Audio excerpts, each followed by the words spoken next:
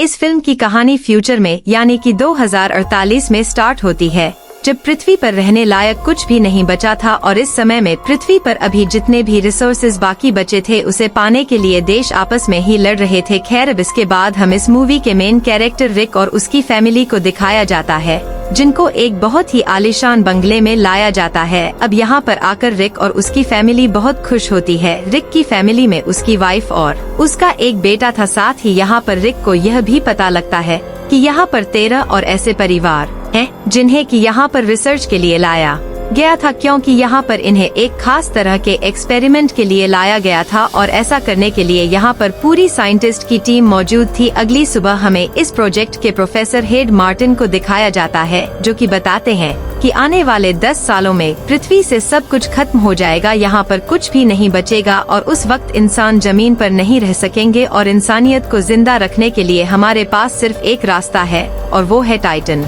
जो कि जमीन के बाद इंसानों का दूसरा ठिकाना होगा, जो कि एक बहुत ही बड़ा चांद है। लेकिन फिलहाल इस वक्त तो इंसानों के लिए वहाँ पर रहना मुमकिन नहीं है, क्योंकि उस प्लेनेट पर मीथेन गैस की बारिश होती है और हवा में नाइट्रोजन मौजूद है। वहाँ पर सर्दी बहुत ज्यादा है, टेम्परेचर माइनस में रहता है और अगर हम चाहते हैं कि इंसान वहाँ पर रहे तो हमें उस जगह के हिसाब से इंसानों के शरीर में कुछ बदलाव करने होंगे और इसीलिए ऐसा करने के लिए हमारे पास यहाँ पर फैमिलीज हैं, जिन्हें कि हमने 5000 लोगों में से चुना है। अब यहाँ पर रिक भी होता है, क्योंकि उसे भी इस एक्सपेरिमेंट के लिए चुना गया था। रिक कहता है कि हम सब यहाँ पर खुद अपनी ही मर्जी से शामिल हुए हैं, इसलिए हम तैयार हैं। इसके बाद डॉक्टर उन्हें अपने साथ ले जाते हैं और उसे यहाँ पर लाकर कुछ इंजेक्शन दिए जाते हैं और साथ ही उसे बताया जाता है कि उसे आने वाले अगले कुछ हफ्तों में इसी तरह से बहुत सारे इंजेक्शन दिए जाएंगे और इससे तुम्हारे शरीर में बदलाव होंगे, जिससे तुम्हारा शरीर ऑक्सीजन से ज्यादा नाइट्रोजन को हासिल कर पाएगा। खैर, अब रिक के घर में उसकी वाइफ एक पार्टी करती है,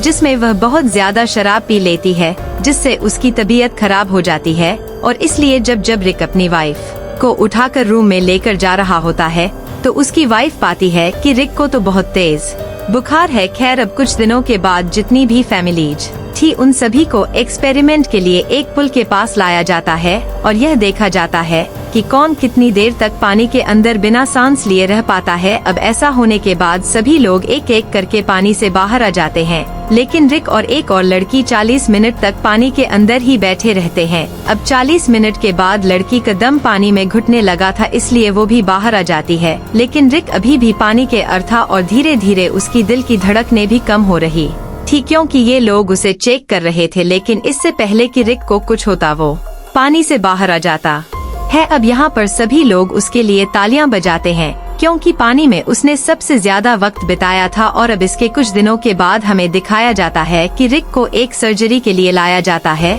और जिस दिन उसकी सर्जरी की गई थी वो उस रात को अपने बेड पर अपनी बीवी के साथ नहीं था। उसकी वाइफ जब उसे चेक करने के लिए जाती है तो वह पाती है कि रिक किचन में बैठा हुआ अपने ऊपर बर्फ लगा रहा था, क्योंकि उसे बहुत ज्यादा गर्मी लग रही थी। जिसके बाद एबी उसे और भी ज्यादा बर्फ ला कर देती है। रिक एबी से कहता है कि मुझे बिल्कुल भी ठंड का एहसास नहीं हो रहा। दरअसल जिन लोगों को भी टाइटन पर भेजने के लिए तैयार किया जा रहा था, रिक पर भी एकदम बिल्कुल वैसा ही असर हो रहा था, क्योंकि टाइटन ग्रह पर बहुत ज्यादा ठंड होती है और उस ग्रह के लिए ऐसी ही बॉडी की जरूरत थी जिसे बिल्कुल भी ठंड का एहसास ना हो। लेकिन अभी भी इन लोगों का सबसे बड़ा सामना मीथेन और नाइट्रोजन गैस से था। इन सभी लोगों को मीथेन गैस के साथ पानी में तैरने के लिए कहा जाता है। साथ ही ने कुछ खास तरह के मास्क भी पहनाए जाते हैं जिससे नाइट्रोजन बढ़ता है।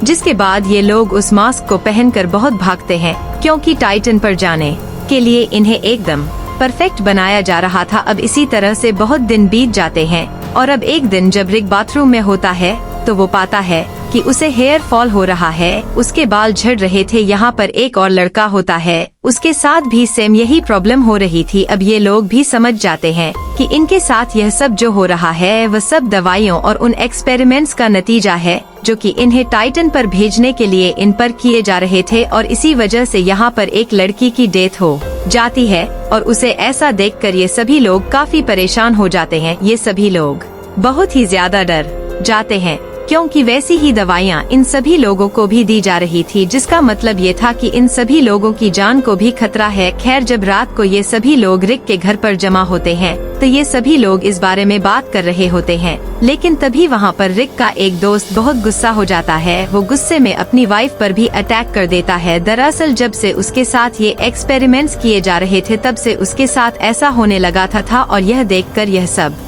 के सब परेशान हो जाते हैं। खैर, अब अगले दिन डॉक्टर रिक के घर आती है। वह बताती है कि जो लड़की कल मरी थी वह दरअसल बीमार थी।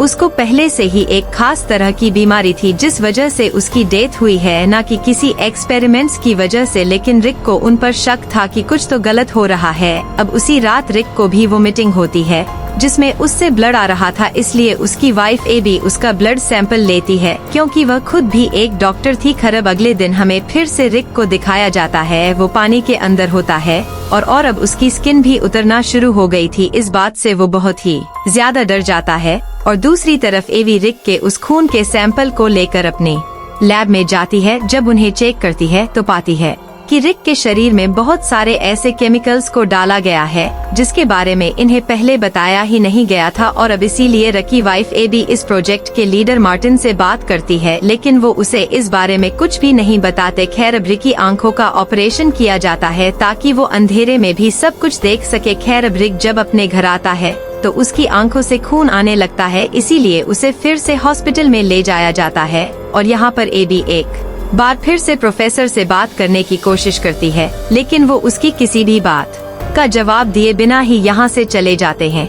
खैर, अब जब अपने घर जाती है तो वो देखती है कि जिस आदमी को उन एक्सपेरिमेंट्स की वजह से गुस्सा आने लगा था अब उसे और भी ज्यादा गुस्सा आने लगा है। उसने अपनी वाइफ को भी मार दिया था जिस वजह से मिलिट्री के लोग उसे लेने के लिए आए थे। अब एवी को भी यह बात महसूस होने लगी थी कि उससे बहुत सारी बातें छिपाई गई हैं। अब इसके बाद एबी रिक का कार्ड लेती है और उस जगह पर जाती है जहां पर की सभी की फाइल्स को रखा गया था जिन पर की एक्सपेरिमेंट्स किए जा रहे थे। जब एबी यहां पर आकर चेक करती है कि जिस लड़की की मौत हुई थी, जिसके बारे में बताया गया था कि वह एक बीमारी से मरी है, उसकी मौत तो इन्हीं एक्सपेरिमेंट्स की वजह से हुई है। अब यहीं पर एबी प्रोफेसर को देखती है जिनकी नासा के लोगों के साथ बात हो रही थी। वो इन पर इल्जाम लगा रहे थे कि उन्होंने इंसानों पर ऐसे एक्सपेरिमेंट्स किए हैं जो कि एकदम गलत हैं और तुम्हें जल्द ही यह सब कुछ बंद करना होगा और इसके लिए तुम्हें सजा भी दी जाएगी क्योंकि इनके खिलाफ केस भी दर्ज हो चुका है। अब अगले दिन प्रोफेसर हेड रिक के घर जाता है। वह रिक और एबी को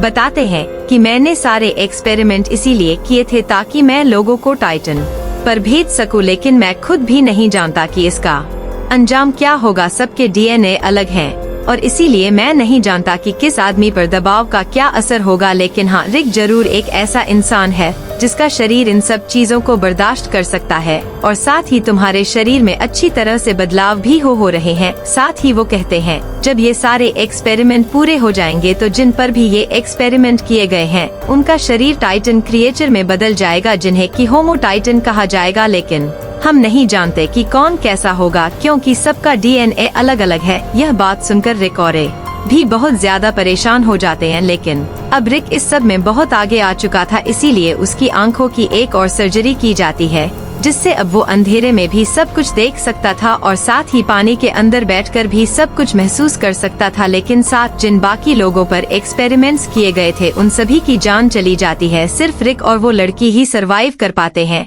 अब कुछ दिन के बाद जब रिक की वाइफ एबी रिक को लैब में देखने के लिए आती है तो वो उसे देखकर बहुत हैरान हो जाती है क्योंकि अब रिक पूरी तरह से बदल गया था। उसके सर पर कोई भी बाल नहीं था और ना ही उसके कान थे। जब रिक अपनी वाइफ और अपने बेटे को देखता है तो वो उन्हें पहचान लेता है, लेकिन अब वो उनसे बात नहीं कर सकता था क्योंकि जब उसके शरीर में बदलाव हुए थे तो अब इसीलिए वो बहुत ही लो फ्रीक्वेंसी यानी कि बहुत कम आवाज में बोल सकता था जो आवाज आम इंसान नहीं सुन सकते थे। खैर, अब इसके बाद रिक को घर भेज दिया जाता है। अब रात में रिक के पास उसकी वही दोस्त आती है जिसके हाथ पर खून लगा हुआ था क्योंकि उसने गुस्से में आकर अपने हस्बैंड को मार दिया था। जब मिलिट्री को यह बात पता चलती है तो वह रिक और उसकी दोस्त को लेने के लिए आ जाते हैं क्योंकि अब यह लोगों के लिए खतरा थे।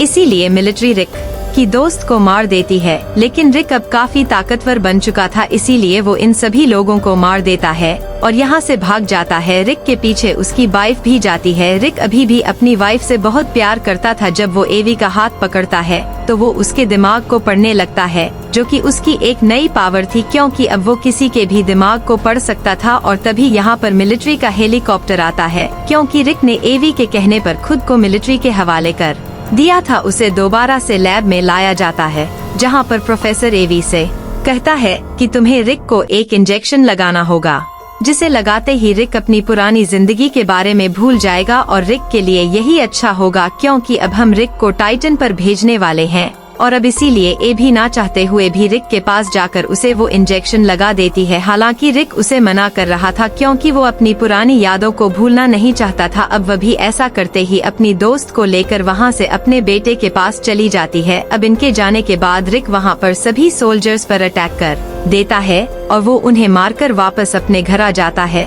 क्योंकि दरअसल एवी ने उसके शरीर में इंजेक्शन को लगाया ही नहीं था ताकि उसको टाइटन पर ना भेजा जाए। इसलिए अब वो वापस अपने घर आता है तो वो अपनी वाइफ और अपने बेटे से मिलकर बहुत खुश होता है। लेकिन तभी यहाँ पर बहुत सारे मिलिट्री के लोग आ जाते हैं और उनके साथ प्रोफेसर भी थे। वो कहते हैं कि रिक को हमारे साथ जाना ही होगा, क्योंकि हम उसे टाइटन पर भेजना चाहते हैं, क्योंकि अब यह कभी भी इंसान नहीं बन सकता और ना ही अब यह जमीन पर रह सकता है। और अगर अब तुम इसे जिंदा देखना ही चाहती हो तो इसे टाइटन पर जाना ही होगा। अब रिक की जान बचाने के लिए एबी को भी यह बात समझ आ जाती है। वो रिक से कहती है कि तुम्हारे जाने का वक्त आ गया है, तो मेरे और अपने बच्चे के लिए जिंदा रहो, तुम टाइटन पर चले जाओ। और अब इसीलिए रिक को टाइटन पर भेज दिया जाता है। अब ऐसा होने के कुछ टाइम के बाद दिखाया जाता है कि अब उनकी लैब को रिक की वाइफ एबी और उसकी दोस्त संभालती है। वो यहाँ पर नए नए एक्सपेरिमेंट्स पर रिसर्च कर रही थी ताकि बाकी इंसानों को टाइटन पर भेजा जा सके। अब एक दिन एबी का बेटा बाहर खेल रहा होता है